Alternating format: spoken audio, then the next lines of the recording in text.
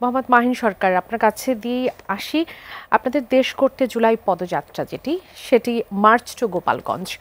আম, গোপালগঞ্জ 5 আগস্টের পর অত্যন্ত সেন্সিটিভ একটা এরিয়া।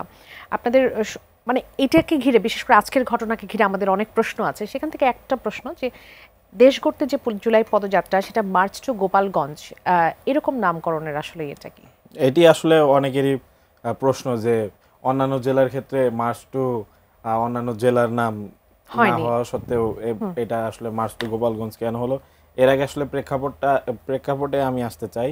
আসলে আমাদের বৈষম্য বিরোধী ছাত্র আন্দোলন যখন সংগঠিত হয়, তারপর থেকে বৈষম্য বিরোধী ছাত্র আন্দোলনের নেতৃবৃন্দ যারা গোপালগঞ্জে আন্দোলন করেছে তারা দীর্ঘদিন যাবৎ সেখানে মোটামুটি অবরুদ্ধ জীবনযাপন করেছে। এমনও কিছু আমরা কেস স্টাডি করেছি, এমনও কিছু অভিযোগ আমাদের কাছে এসেছে যে গোপালগঞ্জের তারা স্থানীয়, কিন্তু বৈষম্য বিরোধী ছাত্র আন্দোলনের সাথে যুক্ত থাকার কারণে তাদের বাড়ি ঘর ছেড়ে তাদের পাশের জেলায়, অন্য জেলায় গিয়ে তাদের এখন থাকতে হচ্ছে, এরকম ঘটনা আমাদের সামনে এসেছে। তো সেই জায়গা থেকে আমাদের কাছে মনে হয়েছে যে আমাদের যারা সমর্থক, আমাদের যারা কর্মী বা কর্মী হতে যাচ্ছে, তাদের নিরাপত্তা দেওয়াটাও অনেক বেশি দরকার এবং আমাদের সেখানে এন্ট্রিটা অবশ্যই ভালোভাবে নেওয়া উচিত। সেজন্য আমরা তাদের নিরাপত্তার স্বার্থে এবং সামগ্রিক বিষয়গুলো পূর্বে যেগুলো ঘটেছে সবকিছু বিবেচনায় নিয়ে আমরা গোপালগঞ্জ জেলার ক্ষেত্রে নাম দিয়েছি মার্চ টু গোপালগঞ্জ। গোপালগঞ্জ। অত্যন্ত সাহসিকতার সাথে আপনারা সেটা করেছেন, আপনারা গিয়েছেন সেখানে।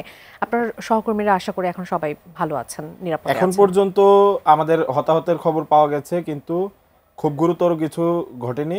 তবে আমরা তো জানি যে ইতোমধ্যে সেখানে কি অবস্থা রয়েছে। তবে আমরা শঙ্কিত যে আমাদের যারা নেতৃবৃন্দ সেখানে আছেন, স্থানীয় প্রতিনিধি যারা আছেন, একই সাথে আমাদের রাজনৈতিক দলের যারা নেতৃবৃন্দ এবং তার পাশাপাশি যারা বৈষম্য বিরোধী ছাত্র আন্দোলন এর সাথে যারা অরাজনৈতিক প্ল্যাটফর্মে আছে তাদেরকে নিয়েও আমরা শঙ্কিত। কেননা আজকের যে হামলা, এই হামলার মূল কারণ আমরা শুধু রাজনৈতিকভাবে দেখলে হবে না, মূলত হাসিনা উৎখাতের যে নেতৃত্ব দানকারী ব্যক্তিবর্গ সেই হিসেবেই হামলা হয়েছে বলে আমরা মনে করি। কেননা আওয়ামী লীগের বিভিন্ন